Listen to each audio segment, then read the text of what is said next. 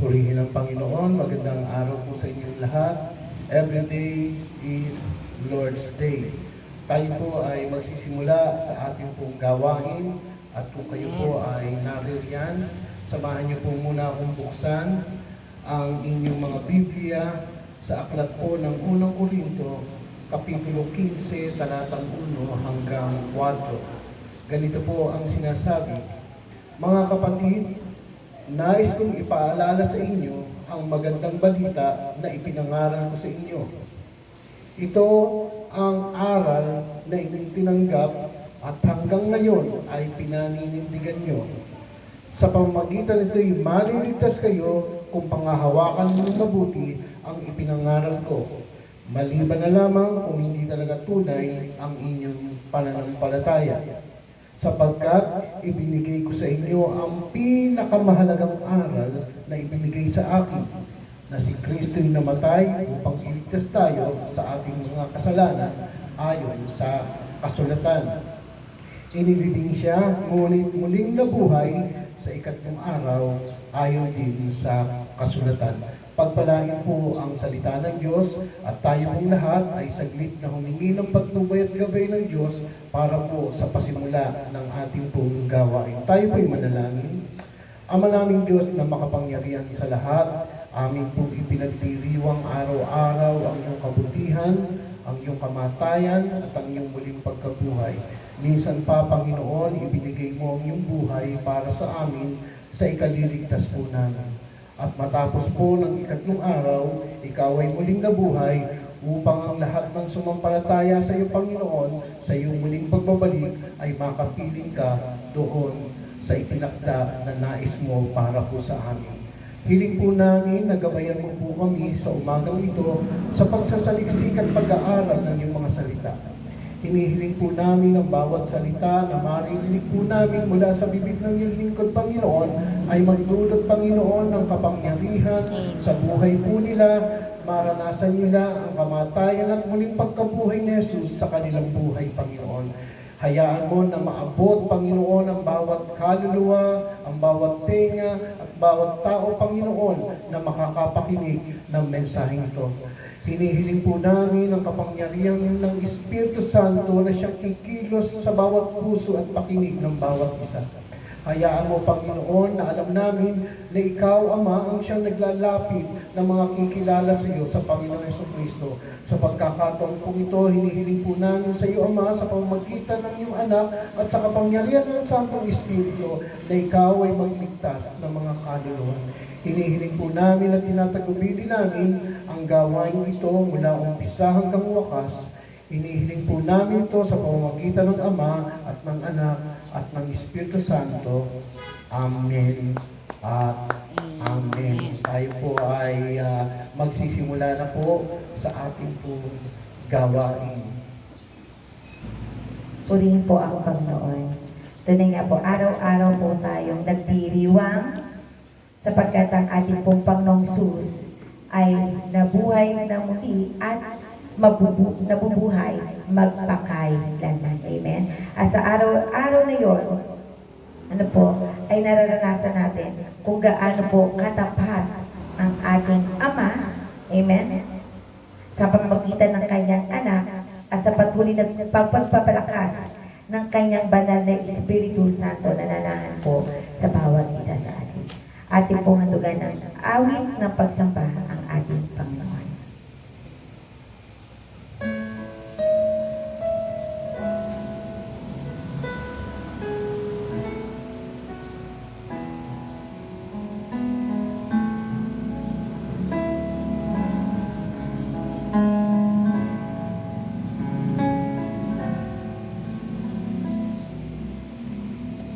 Great is thy faithfulness, O God, my Father. There is no shadow of turning with thee. Thou changest not, thy compassions, they fail not. As thou hast been, thou Great is thy faithfulness. Great is thy faithfulness. Great is thy faithfulness. Morning by morning, new mercies I see. All I have needed, thy hand has provided. Great is thy faithfulness, Lord, and to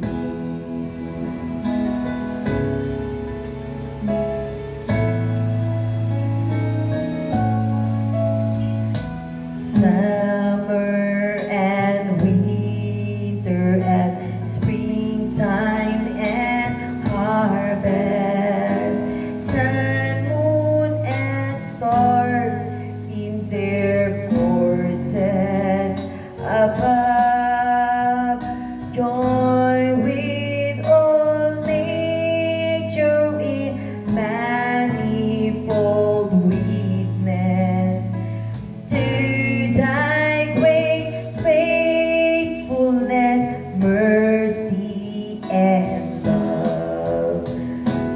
Great is thy faithfulness.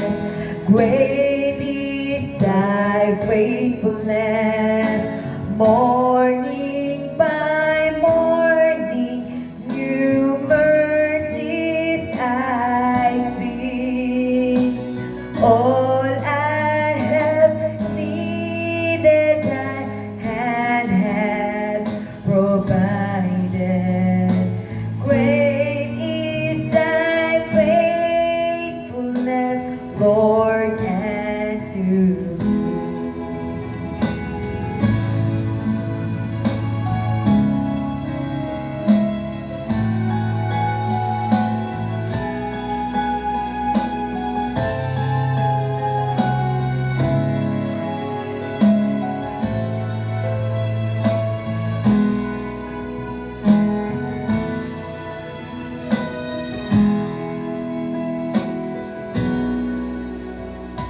Pardon for sin and peace that endureth.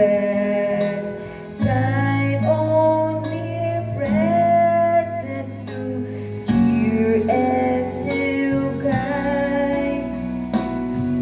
And for today and bright hope for tomorrow. Blessings all mine with 10,000 beside. Oh, great is thy faithfulness. Great is thy faithfulness. Morning by morning, new mercies I see. All I have needed, thy hand has provided. Great is thy faithfulness. Great is thy faithfulness. Great is thy faithfulness, Lord, and to me. Salamat po, Panginoon, sa iyong dakilang katapatan sa buhay ng bawat isa na nanalig at sumusunod sa iyo. To God be all the glory po. Palakpakan po natin ang ating Panginoon, mga kabiyaya. At sa umaga po ito, ay tayo po ay darako na sa paghahayag ng mensahe ng ating Panginoon. Kaya hinihiling ko po na ituon niyo po ang inyong puso, ang inyong isipan sa pakikinig at pagtanggap ng salita ng ating Panginoon. Mga kapatid, tayo po ay muli na nagdiriwang sa pagkabuhay na muli ng ating Panginoon.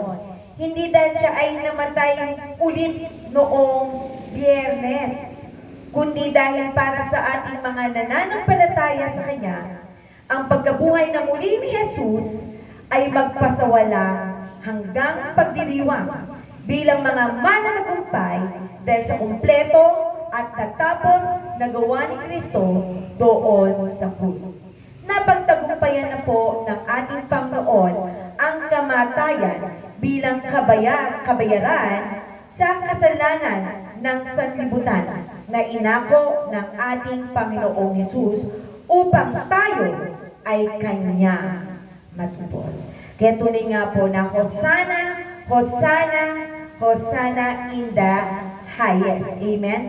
Tunay nga po na wala po tayong pagkakaloban, paghahandugan ng pinakamataas sa papuri, pagsamba at pagluwalhati, kundi ang tanging ang ating pong Panginoon lamang, ang Ama, ang Anak, at ang Espiritu Santo. Ngayon po, mga kapatid, ating babalikan ang pangyayari doon sa libingan ni Jesus. At sa umagang ito, mga kapatid, ang pamagat po ng mensahe ng Panginoon na aking pong ibabahagi sa inyo ay ang malaking bato at ang muling pagkabuhay ni Jesus. Siguro sa isipan ng bawat isa sa atin, ini-imagine natin kung gaano nga ba talaga kalaki ang batong iyon. Gaano ba talaga kabigat ang batong iyon. At ngayon po natin ang teksto mula po sa Marcos chapter 16 verses 1 to 6. Makalipas ang araw ng pamamahinga, sina Maria na taga Magdala, Maria na ina ni Santiago at Salome ay bumili ng pabango upang ipahid sa bangkay ni Jesus. Nang araw ng linggo, kasi sikat pa lang ng araw, ay pumunta na sila sa libingan. Habang naglalakad sila, nagtatanungan sila kung sino ang mapapakiusapan nilang magpagulong ng bato na nakatakip sa pintuan ng libingan. Dahil napakalaki ng batong iyon, pero pagdating nila roon, nakita nila na igulong na sa tabi ang bato. Kaya't pumasok sila sa libingan at nakita nila roon ang isang kabataang lalaki nakasuot ng puti na nakaupo sa gawing kanan. Takot na takot sila, pero sinabi ng lalaki sa kanila, "Huwag kayong matakot. Alam kong hinahanap ninyo si Jesus na taga Nazaret na ipinako sa krus. Wala na siya rito. Nabuhay siyang muli. Tingnan ninyo ang pinaglagyan ng bangkay niya." Sa Diyos po ang kapurihan sa pagkabasa ng kanyang banal na salita. Doon po sa sinabi yung ating nabasa mula sa salita ng ating Panginoon. Namumroblema sila kung sino ang magpapagulo ng malaking bato. Ngunit, by a surprise, nakita nila na ang bato ay naigulong na. Sa araw nito, ating pong tatalakayin ang dalawang bagay. Una, saan kumakatawan ang malaking bato? Ikalawa, saan kumakatawan ang muling pagkabuhay ni Jesus? Amen? Purihin po ang Panginoon. Malinaw ang tala ng Biblia na nabuhay na mag-uli si Jesus sa unang araw ng Sanlinggo na araw ng Linggo. Sadyang nararapat na ipagdiwang ng mga Kristiyano ang pagkabuhay na muli ni Jesus. Habang nararapat na alalahanin ang pagkabuhay na muli ni Jesus sa araw ng Linggo, hindi dapat tawagin ang araw na ito na Easter Sunday. Walang kinalaman ang salitang Easter sa pagkabuhay na muli ni Jesus. Dahil sa kalituhang ito, nadarama ng marami na hindi dapat tawagin na Easter ang pag-alaala sa pagkabuhay na muli ni Jesus, kundi dapat na linggo ng muling pagkabuhay. Sa salitang ay Linggo de Ramos. Ano po? Para sa isang tunay na Kristiyano. Hindi niya kayang ihalo ang walang kabuluhang karakter ng isang kuneho at mga kinulayang itlog sa pagdiriwang ng pagkabuhay ng muli ni Jesus na siyang pinakasentro ng selebrasyon. Hindi natin dapat hayaan na maagaw ng mga makalupang kasiyahan at palaro ang ating atensyon. Sa halip ay gunitain natin ang tunay na dahilan ng okasyong ito. Ang katotohanan na nabuhay na maguli si Jesus mula sa mga patay na siyang katibayan ng kanyang pangako sa atin na isang walang hanggang tahanan sa langit na nakakamit sa biyaya sa pamamagitan ng pananampalataya kay Hesus Kristo. Mga kapatid, sa ating pagbubulay-bulay, ating uunawain kung saan kumakatawan ang malaking bato.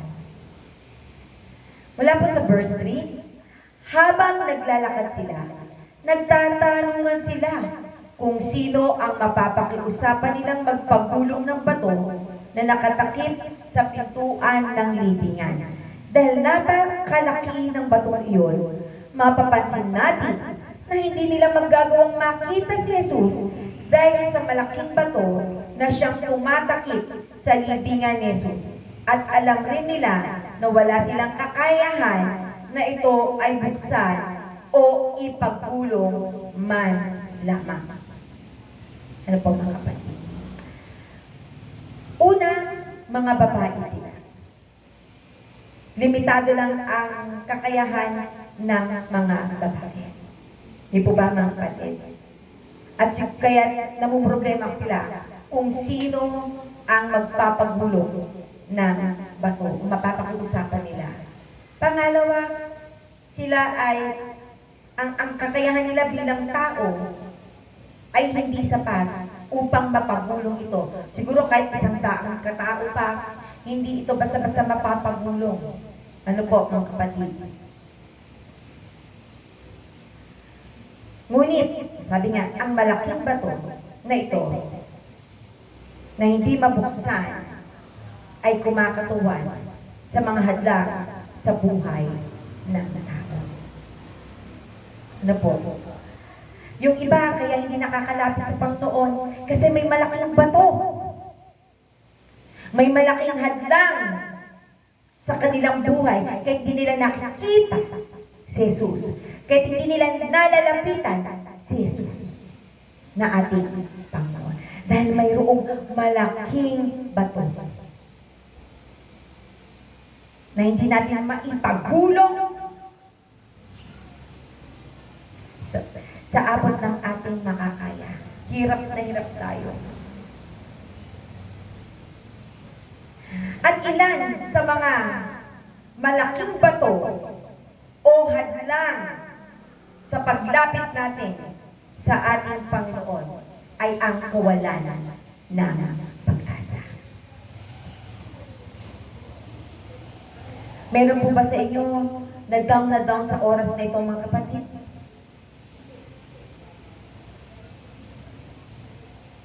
Baka dahil patuloy na nahahadangan ka ng malaking bato sa iyong buhay. Tulad ng mga alagad noon na umaasa kay Jesus na siyang mag-aahon at magpapalaya sa kanila mula sa pagkakaalipin sa mga Romano. Pero ang inaasahan nila ay namatay. Kaya't sila ay nawalan ng pag-asa. Mga kabiyaya, kapag hindi mo lubusang kilala si Jesus, kung ano ang tunay na layunin niya sa buhay ng sangkatauhan, may malaking epekto ito sa iyong pamumuhay at paglakad bilang mananampalataya. Gaya ng mga alagad ni Jesus, hindi nila lubusang nauunawaan kung bakit kailangan mamatay ni Jesus sa krus. Kung kaya't sila ay natakot at nawalan ng pag-asa. Ngunit, ang minamahal na alagad ng Panginoon na si Juan ay nanatili sa paanan ng krus ni Jesus dahil nakikilala niya si Jesus. Ang kawalan ng pag-asa ay isang hadlang sa buhay ng isang tao. Dahil minsan, sa mga bigat na mga alalahanin, problema, ang ilan ay nawawalan na ng pag-asa. Lalo na kapag ikaw ay may inaasahan. At ang inaasahan yun ay iniwan na. Pakiramdam mo, nag-iisa ka.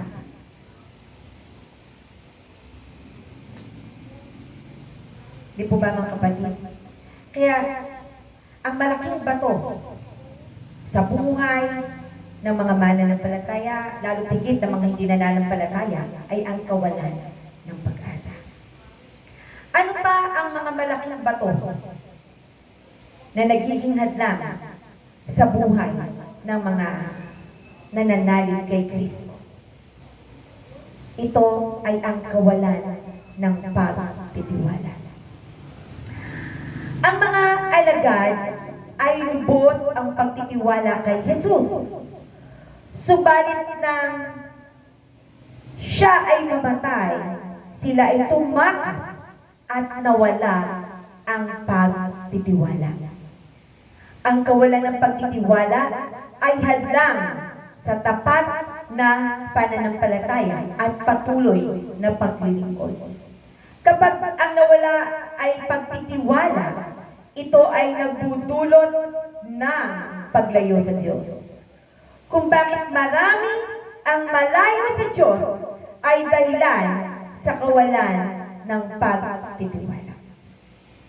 May isang tao na itinuturing ng Panginoong Hesus na pinakadakila sa lahat ng isisilang, ngunit nagkaroon ng pag-aalinlangan sa kanyang puso kay Jesus.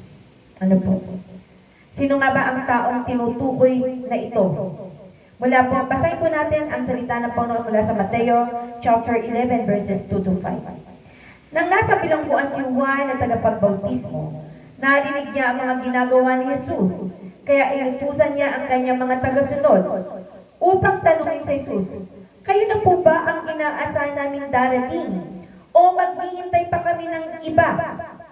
Sumagot si Jesus sa kanila, "Bumalik kayo kay Juan at sabihin sa kanya ang narinig at nakita ninyo.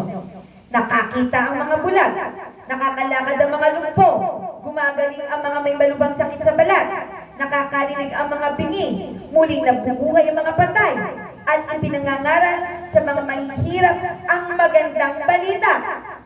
Mapalad ang taong hindi nagdududa o nag-aalinlangan sa akin," sabi ng ating Panginoon. Di ba mga kapatid? Bakit sinabing si Juan ang pinakadakila sa lahat at walang magiging kasing dakila niya o hihigit pa ng kadakilaan sa kanya sa sino man? Pero sabi nga, di po ba mga kapatid? Mapalad ang taong hindi nagdududa sa akin. Bakit nga tinuring na si Juan ay pinakadakila? Dahil sa kanyang misyon. Dahil sa misyon ng Panginoon na ibinigay sa kanya. At ano ang maging at ano yung misyon ito? Ang maghanda ng daraanan ng ating Panginoon. Di po ba? To prepare the way of the Lord. Di po ba? Isang kumbaga karangalan, di po ba mga kapatid, na ikaw bilang karaniwang tao ay mapili, di po ba, ng Diyos para maghanda ng daraanan ng ating Panginoon. At yun ay napakadakilang layunin, napakadakilang misyon na ginampanan ni Juan. Ngunit dahil sa pagkakulong niya, pagkahuli, di po ba? Nagkaroon siya ng pag-aalinlangan. Nawalan siya ng tiwala. Kaya nagpatanong siya, nagpasuko siya. Itanong niyo nga kay Jesus. Kayo na po ba ang inaasahan naming darating o maghihintay pa kami ng iba? Sa sinagot ng ating Panginoong Sus, kulang na lang sabihin, kung hindi pa ba sapat ang mga himala na aking nagawa? Himala na kanyang nasaksihan? Para mag-alinlangan siya? Di po ba? Hindi ba sapat ang lahat ng ginawa ng ating Panginoon upang magtiwala ng lubos? Si Juan, nakita pa nga niya pagbaba ng banal na Espiritu Santo sa ating Panginoong Sus nung binabautismuhan niya ang Panginoon. Di po ba? Ganyan tayong mga tao. Pag may mga bagay na hindi naaayon sa inaasahan natin, nagkakaroon tayo ng doubt sa Panginoon. At iyon po ang malaking hadlang o malaking bato sa buhay ng mga mananampalataya kung bakit hindi sila nakakalapit sa ating Panginoon. Patuloy silang nagiging malayo sa Panginoon. Alalahan natin na ang counterfeit ng pananampalataya at pag-aalinlangan. At ayaw ng Panginoon na pag-alinlanganan natin ang kanyang kumpleto at natapos na nagawa doon sa krus. Amen, mga kapatid. At ang sumunod na hadlang na hindi natin kayang alisin sa pamamagitan ng ating sariling pagkaunawa at kakayahan ay ang kabiguan. Lahat naman ng tao nakakaranas ng kabiguan. Tulad din ng mga alagad. Pakiramdam nila, sila ay bigo dahil ang kanilang guro ay namatay. Ang mga bagay na inaasahan nila na ipinangako ni Jesus ay nauwi lamang sa kabiguan. Nakadarama tayo ng pagkabigo, mga kapatid, kapag hindi nangyayari ang mga bagay na dapat na inaasahan natin mangyari sa atin. Ang pagkabigo ay hadlang sa buhay ng isang tao upang magpatuloy sa buhay pananampalataya. Di po ba, mga kapatid? Kapag mayroon kang mga ine-expect na dumating sa buhay mo o tatanggapin mo, promotion ba yan? Di ba? Or pamana? Or appreciation? Hindi ka na-appreciate sa nagawa mong maganda? Di po ba? Hindi ka na-recognize sa mga nagawa mong mabuti? Nagkakaroon nadadown ka. Nagkakaroon, nabibigo ka, nagkakaroon ka ng kabiguan. Nawawalan ka ng gana, ng lakas na magpatuloy. Di po ba? Kapag hindi mo talaga nauunawaan kung ano ang tunay na layunin ng Panginoon sa paglalang sa atin at sa pagpili sa atin upang maligtas, lagi tayong makakaranas at makakaramdam ng kabiguang iyon. Mga kapatid, ang mga kabiguang iyon, hindi natin minsan kaya i-push. Di po ba? Itulak palayo sa atin. Hindi natin kaya i-push gaya ng malaking bato na patuloy na nagiging hadlang upang makita natin ang kadakilaan ng ating Panginoon. Di po ba, mga kapatid? At ang sumunod na hadlang na hindi natin kayang alisin sa pamamagitan ng ating sariling pagkaunawa at kakayahan ay ang kasalanan. Sino ba ang walang kasalanan? Walang taong matuwid, wala kahit isa. Walang sino mang nakaabot sa kaluwalhatian ng Diyos. Kaya walang sino mang pwede magbalis na wala akong kasalanan. Na walang sino mang pwede magturo ng kasalanan ng iba habang ikaw ay isa rin namang makasalanan. Di ba mga kapatid?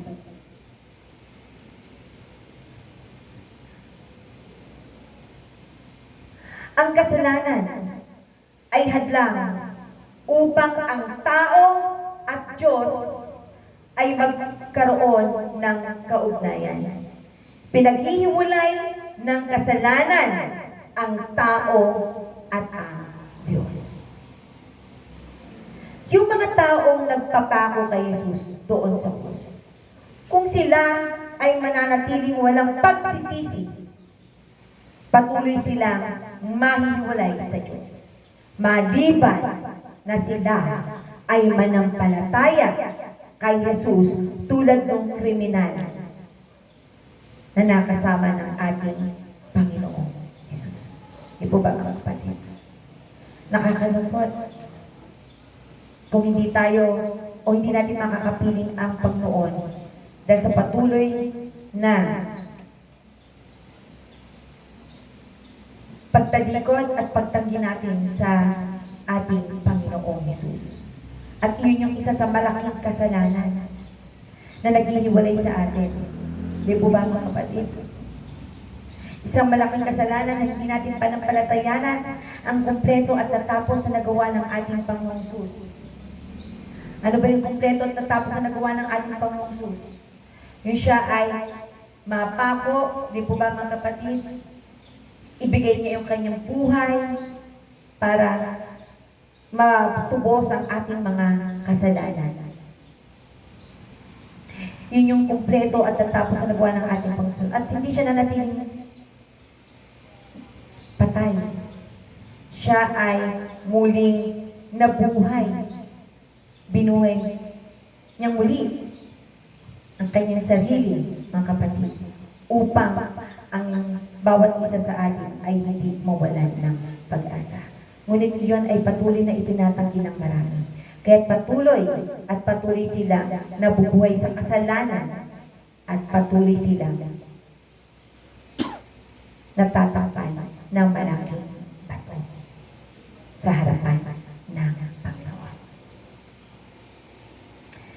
At ang sumunod na hadlang na hindi natin kayang alisin sa pamamagitan ng ating sariling pagkaunawa at kakayahan ay ang kamatayan. Wala kang mababalitaan na tao na napigilan niya ang kanyang kamatayan malibang niloob ng Diyos na hindi ka mamatay. Tulad ng Enoch, ni Elias. Di po ba? Ang walang kamatayan. Hindi sila dumaan sa kamatayan dahil yun ay kalooban ng Diyos. Di po ba mga kapatid? Dahil sa kanilang nasumpungan sila ng Panginoon na matuwid at matapat na sumusunod sa ating Panginoon. Ang dulot ng kasalanan ay kamatayan. Ang kamatayan ay ang walang hanggang pagkakawalay sa Diyos. Ito ang pinakamalaking hadlang na pwedeng harapin ng isang tao. Tulad ng isang kriminal na nakasama ng Panginoon, kasama ng iba pang hindi naniniwala kay Jesus na siya ang bugtong na anak ng Diyos, kakamtin nila ang parusang kamatayan. Maliban sila ay manampalataya, mabubuksan ang malaking bato, sapagkat ang malaking bato ay hindi kayang igulong ng sarili mo at wala kang kakayahan o sino mang tao walang kakayahan na ito ay alisin sa buhay mo. Maliban ito'y dahil o sa pamamagitan ng muling pagkabuhay ni Jesus. Ang lahat ng hadlang na ito o mga malaking bato na ito sa ating buhay ay hindi kayang alisin ng sino man sa atin. Maliban sa muling pagkabuhay ni Jesus. Amen, mga kapatid. At saan kumakatawan ang pagkabuhay na mag-uli ni Jesus? Sabi po sa verse 4, pero pagdating nila roon, nakita nilang naigulong na sa tabi ang bato. Kaya pumasok sila sa libingan at nakita nila roon ang isang kabataang lalaking nakasuot ng puti na nakaupo sa gawing kanan. Takot na takot sila. Pero sinabi ng lalaki sa kanila, huwag kayong matakot. Alam kong hinahanap niyo si Jesus na taga Nazaret, na ipinako sa krus. Wala na siya rito. Nabuhay siya muli. Amen. Praise the Lord. Ang pagkabuhay na muli ni Jesus ay kumakatuwa o sumisimbolo na naalis na ang lahat ng hadlang. Naalis na, naikulong na ang malaking bato. Amen? Purihin ang Panginoon. Naalis na ang hadlang ng kawalan ng pag-asa. Naalis na ang hadlang ng kawalan ng pagtitiwala. Naalis na ang hadlang ng kabiguan, ng kasalanan at ng kamatayan. Dahil si Jesus ay nabuhay na maguli na ating buhay na pag-asa. Ano po? So, ito ang kumakatuwan. Ano po? Sa naalis na hadlang. Bakit naalis na yung hadlang? Dahil si Jesus ay nabuhay na maguli na ating buhay na pag-asa. Sabi sa Efeso chapter 2, verses 12 to 14. Alalahanin niyo rin na noon ay hindi niyo pakilala si Kristo.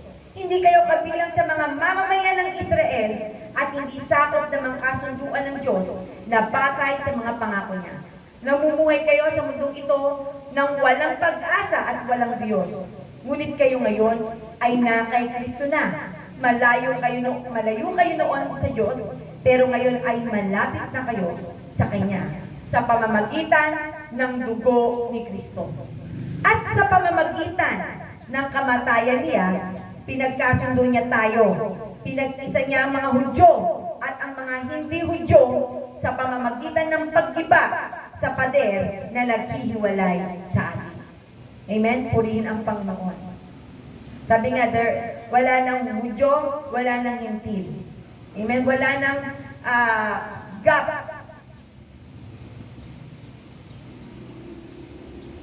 Sinasabi na po sa unang Pedro, chapter 1, verses 3 to 4. Purihin natin ang Diyos at Ama ng ating Panginoong Jesucristo.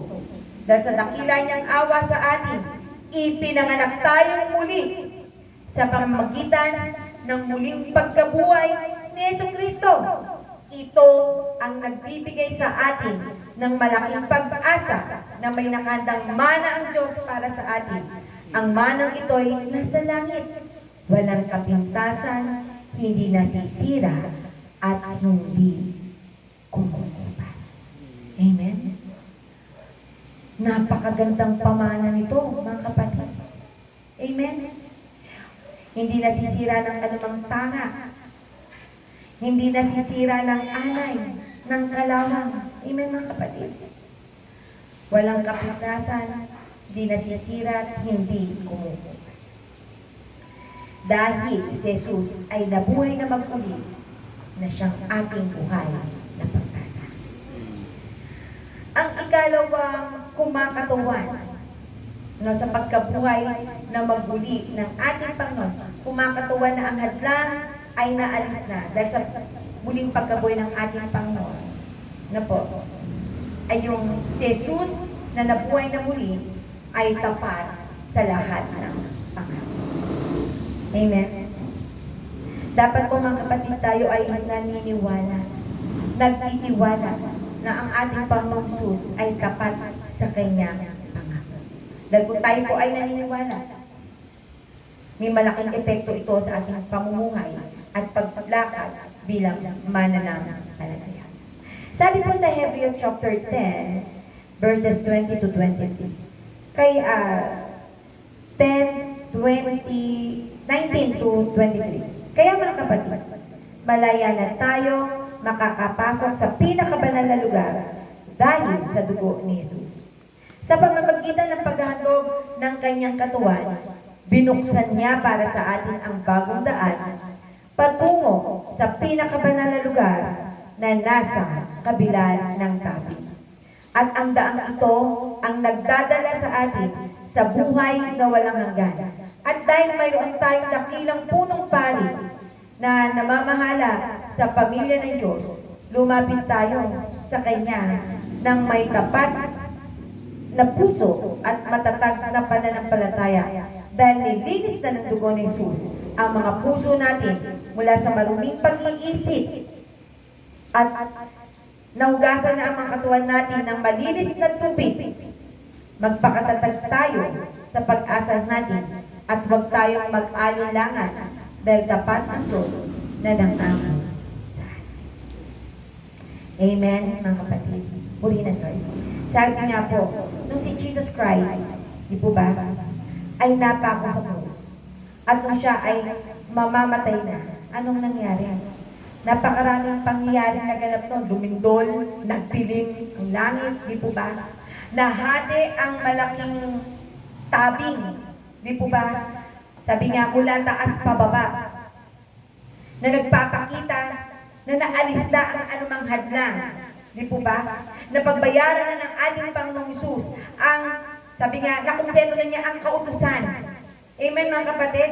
Kaya sinabi na ang Panginoong Hesus ay hindi na parito upang alisin ang kautusan, kundi upang tuparin ito. At sa pamamagitan ng pagkapako niya doon sa krus na tupad ang kautusan. Amen, mga kapatid? Banal ang kautusan dahil ito ay mula sa Diyos. At ano nga ba ang pagkain ng ating Panginoong Hesus? Ang sundin ang kalooban ng kanyang Ama. Lahat ng kanyang ginagawa, yun yung inuutos at kalooban ng Ama. Amen, mga kapatid. Walang ginagawa ang ating Panginoong Hesus na hindi siyang kalooban ng Ama. Maging ang pagpapako sa krus, ang pagtubos sa ating mga kasalanan, kalooban ng Ama. Ang pabayaan siya doon sa krus upang siya ay mamatay, upang tayo ay matubos. What a blessed abandonment na ginawa ng Ama sa anak. Bakit isa itong mapalad na pag-abandona sa anak? Upang matubos ang ating kasalanan. Ganon kawagas ang pag-ibig ng Diyos sa sanlibutan. Amen, mga kapatid. Nasabi nga, hindi natin kayang ifatong, maunawaan, hindi natin kayang sukatin ang lawak, ang lalim, ang laki, ang taas ng pag-ibig ng Diyos.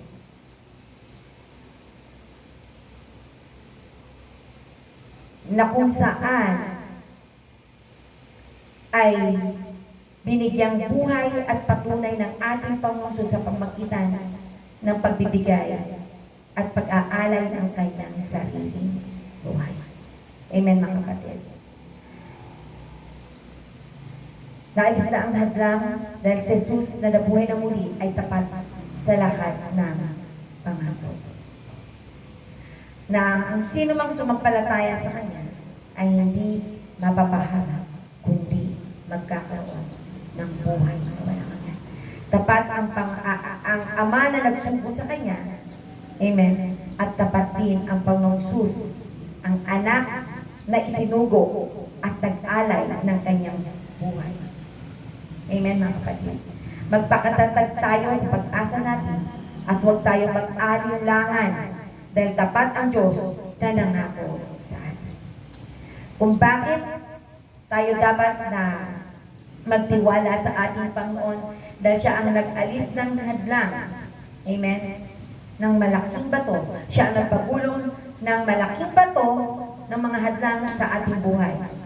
Dahil si Jesus ay nabuhay na muli at lahat ng lalapit sa Kanya ay hindi mabibigo. Purihin ang Diyos.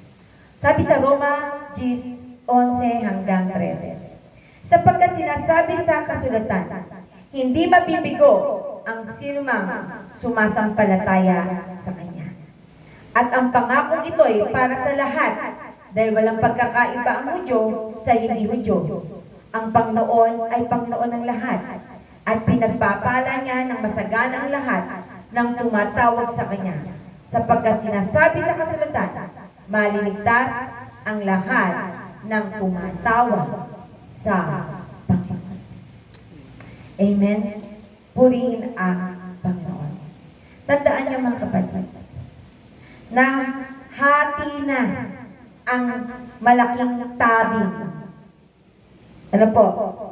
Naghihiwalay sa Old Covenant at New Covenant. Amen mga kapatid. Tinapos na kasi ng Panginoon ang Old Covenant upang tanggapin natin ang New Covenant at si Jesus Christ yung New Covenant. Amen. Ang ating buhay na pag-asa. Kaya nga sabi, ang mundo ay papaganda ng papaganda.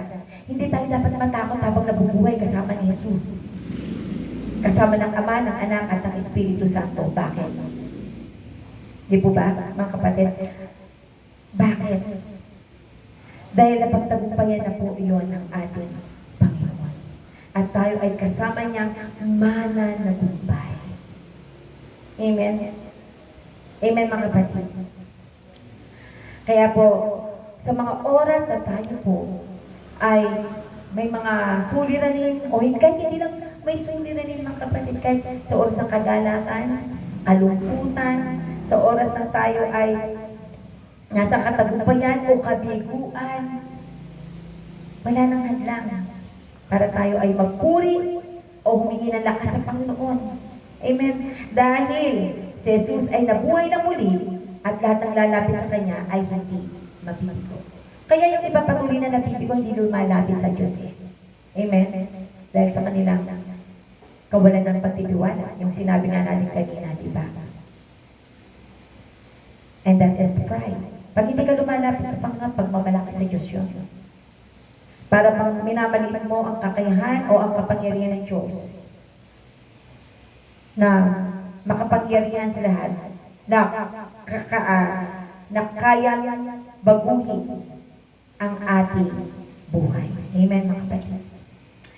At ang sumunod na kumakatawan sa muling pagkabuhay ng ating Panginoong Jesus, sabi nga, na naalis na ang hadlang. Okay. Dahil sa pagkabuhay ng muli ni Jesus, tayo ginawa matuwid ng Diyos. Ulitin nga po natin, dahil sa pagkabuhay ng muli ni Jesus, tayo ginawa matuwid ng Diyos. Roma 5:6-11, sabi po, nang wala tayong kakayahang makaligtas sa kaparusahan, namatay si Kristo para sa ating mga kasalanan. Sa panahong itinakda ng Diyos, bihira ang taong mag-aalay ng kanyang buhay para sa isang taong matuwid. Bagamat maaaring mayroong maglakas loob na ibigay ang kanyang buhay para sa isang mabuting tao, pero ipinakita ng Diyos sa atin ang kanyang pag-ibig sa ganitong paraan. Kahit tayo makasalanan pa, namatay si Kristo para sa atin.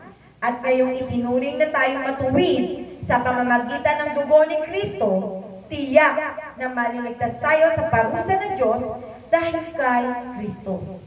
Dati kaaway tayo ng Diyos, pero ngayon tinanggap na niya tayong mga kaibigan sa pamamagitan ng pagkamatay ng kanyang anak. At ngayon, mayroon na tayong magandang relasyon sa Diyos. Tiyak na ililigtas na niya tayo sa kaparusahan sa pamamagitan ng buhay ni Kristo. Hindi lang iyan, nagagalak tayo sa relasyon natin sa Diyos ngayon. Dahil sa ginawa ng ating Panginoong Hesukristo.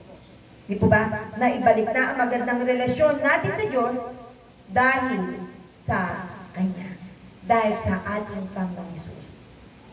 Kaya nga po, di po ba mga kapatid, tunay nga na kung walang pagbubo ng dugo ni Jesus doon sa krus, walang kapaturan ang ating mga kasalanan at walang pakikipagkasundo sa Ama. Dahil tanging ang dugo lamang na mabububo doon sa krus. Dugo lamang ni Kristo na mabububo doon sa krus.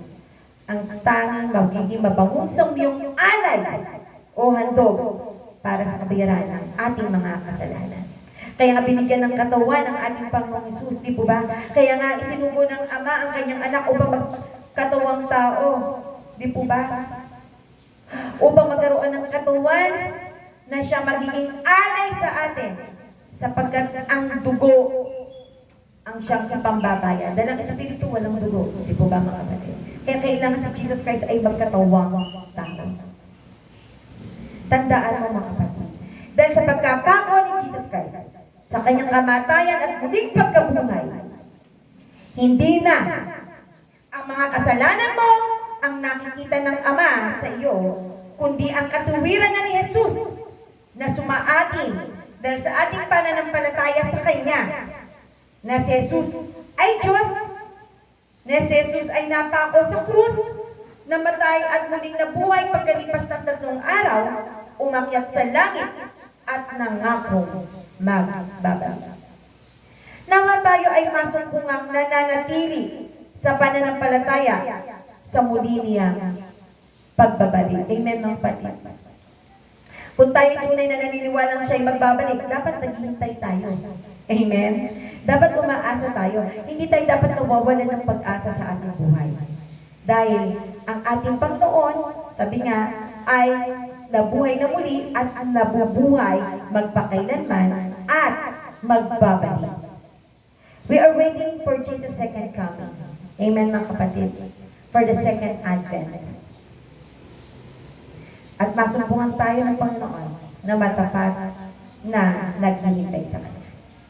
Ang sumunod na kumakatuwan sa pagkaalis ng hadlang na malaking bato ay dahil sa pagkabuhay ng muli ni Jesus, tayo may buhay na walang hanggan. Amen. Dahil sa pagkabuhay ng muli ni Jesus, tayo may buhay na walang hanggan. Sabi po sa Roma 5:17 hanggang 19 at 21. Dahil sa kasalanan ng isang tao, naghari ang kamatayan, pero dahil sa ginawa ng isa pang tao na si Jesucristo, ang mga taong tumanggap ng masaganang biyaya at kaloob ng Diyos, ay itinuring niyang matuwid at maghahari sila sa buhay na walang hanggan. Kaya dahil sa kasalanan ng isang tao, ang lahat ay nahatulang mapagsahan. Ganon din naman, dahil sa matuwid na ginawa ng isang tao, ang lahat ay maituturing na matuwid at mabibigyan ng bagong buhay. Kung sa pagsuway ng isang tao, marami ang naging makasalanan, ganoon din naman, dahil sa pagsunod ng isang tao, marami ang itinuring ng Diyos na matuwid. Kaya, kung paano naghari ang kasalanan at nagdulot ng kamatayan, ganoon din naman naghahari ang biyaya ng Diyos at nagdudulot ng buhay na walang hanggan. At dahil sa ginawa ng ating Panginoong Jesucristo, itinuring tayo matuwid ng Diyos. Hindi dahil sa mabuting gawa. Hindi sa mga achievements na meron ka. Hindi sa tagal ng taon na paglilingkod mo, kundi sa katuwiran ng ating Panginoong Hesus. Amen. Kung bakit tayo ay itunuring na matuwid ng Ama. Mga kapatid, bilang pangwakas, ang malaking bato ay naalis na. Dahil sa pagkabuhay na muli ni Jesucristo, kung hindi na buhay na maguli si Kristo, wala tayong pag-asa. Ang totoo, kung walang muling pagkabuhay ni Kristo, wala tayong tagapagligtas. Hindi pwede magligtas ang patay. Di po ba? Walang kaligtasan at walang pag-asa sa buhay na walang hanggan. Tulad ng sinabi ni Apostol Pablo, magiging walang kabuluhan ang ating pananampalataya at ang kapangyarihan ng Ebanghelyo ay mawawalan ng saysay. Dahil nakasalig sa makasaysayang katotohanan ito ang ating patutunguhan sa kabilang buhay. Ang muling pagkabuhay ni Jesus, ang pagkabuhay ng muli ng ating Panginoong Hesus, ay hindi lamang isang kwento o bahagi ng kasaysayan. Ito ay katotohanan na may epekto sa ating paglakad at pamumuhay bilang mga mananampalataya at tagasunod ni Kristo. Amen, mga kapatid? mayroon tayong dahilan para magdiwang kung nauunawaan natin. Kung ang paggulong ng malaking bato ay simbolo ng pagkabuhay ng muli ng ating Panginoon Jesus. Simbolo ng katagumpayan. Amen? Over sa kawalan ng tiwala. Amen? Ng pag-asa sa kamatayan, kabiguan, at sa marami pang mga bagay na negatibo na nangyayari sa ating mga buhay. Mga kapatid, ang nais lang ng Panginoon, patuloy natin pananampalatayanan kung ano ang kumpleto at natapos na nagawa ng ating Panginoon Jesucristo. Sabi nga po kanina doon sa ating scripture reading, di po ba? Ano po yung sinabi doon na dapat nating tandaan? Sabi po dito ni Pablo, sapagkat ibinigay ko sa inyo ang pinakamahalagang aral na ibinigay sa akin. Ibig sabihin, ibinigay ng Diyos kay Pablo na si Kristo'y namatay upang iligtas tayo sa ating mga kasalanan. Ayon sa kasulatan, inilibing siya, ngunit muling nabuhay sa ikatlong araw. Ayon din sa kasulatan. Purihin po ang Panginoon, palapakan po natin ang Panginoon sa katagumpayan. Tayo po ay, sabi nga, we are more than conquerors, kasama ng ating Panginoon Jesus. Dahil ang tunay naman na nagumpay ay ang ating Panginoon Jesucristo. Purihin po ang Panginoon. At mga kapatid, bakit nga ba ating pong bakit ba natin mahaharap ang bawat pagsubok, kabiguan sa ating mga buhay? Bakit kaya pa natin harapin ang araw ng kinabukasan? Because Jesus lives. Di po ba mga kapatid? Dahil si Jesus ay buhay at buhay, nabubuhay, magpakailanman. Amen mga kapatid? Because Jesus lives, we can face tomorrow.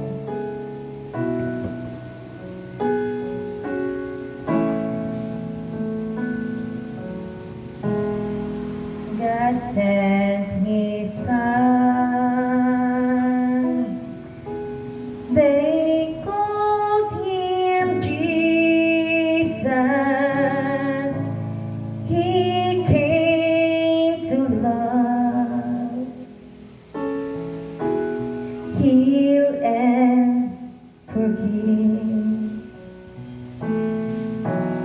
He lived and died to buy my pardon. An empty grave is there to prove my Savior lives. Because He lives, and because He lives, I can face tomorrow. I can face tomorrow because He lives. Because He lives, all fear is gone. All fear is gone because I know. Because I know He holds the future, and life is worth the living just because He lives. Amen po rin ng Panginoon. How sweet to hold a newborn baby and feel the pride and joy He brings. But greater still, become assured.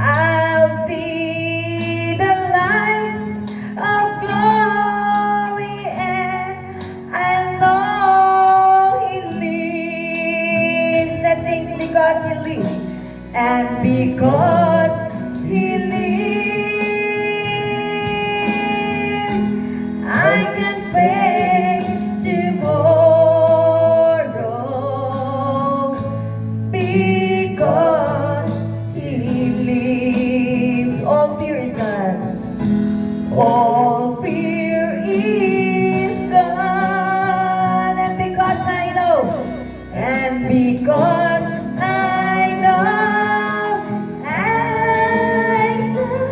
He holds the future,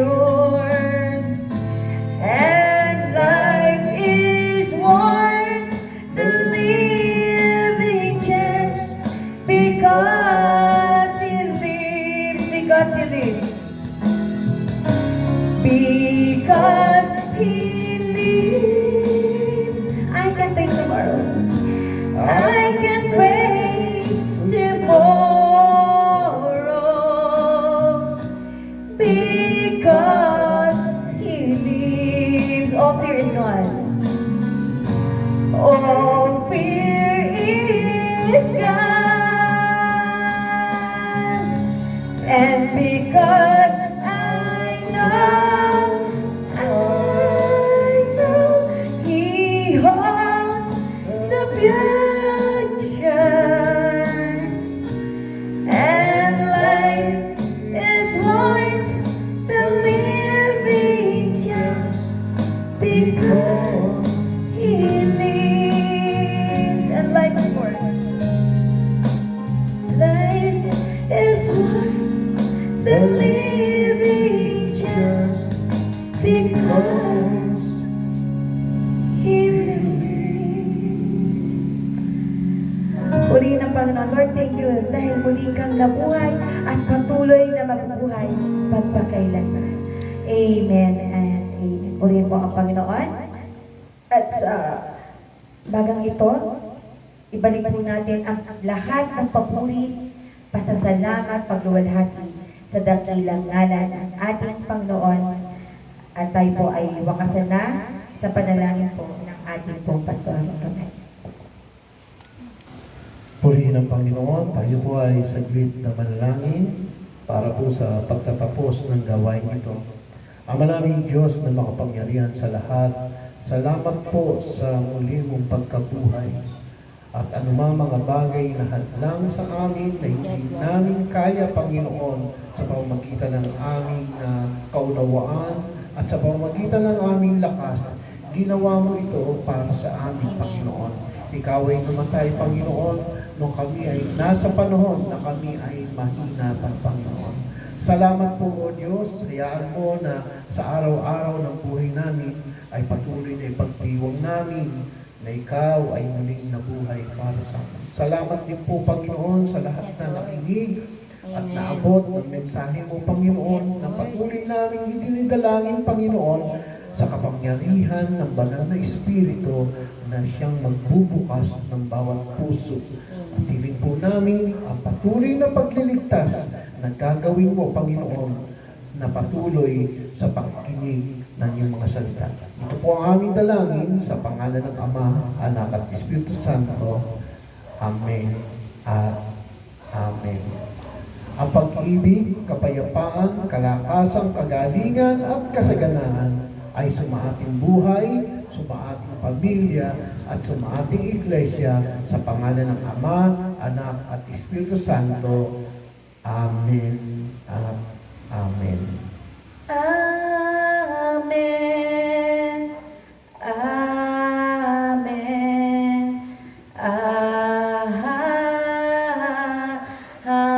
Amen. To God be the glory. To God be the glory.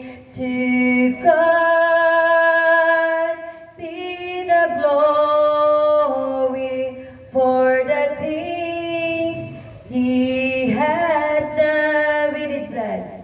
With His blood, He has saved me. With His power, He has raised me. To God